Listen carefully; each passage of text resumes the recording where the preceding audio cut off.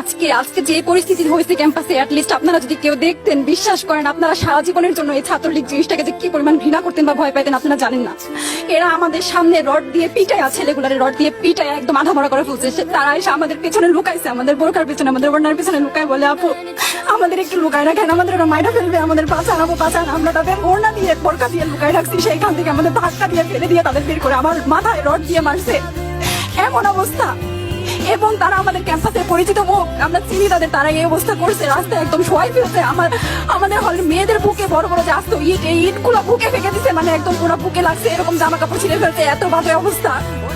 অথচ আমার ব্যাচমেট, আমরা যাদের সাথে ক্লাস করি, একসাথে বসি, আমি তাদের একটা কথা বলতে দেখি না, এগুলো নিয়ে একটা কথা না। এবং তাদের নিউজ ফিডে গেলে দেখবেন তারা এখন এগুলাই সাপোর্ট করে যাইতেছে, কিচ্ছু বলার নাই। আমি কেমনে যাই এই মানুষগুলোর সাথে এত বছর ক্লাস করছি, বা আমি আরো 6টা মাস কিভাবে ক্লাস করবো আমি জানি না।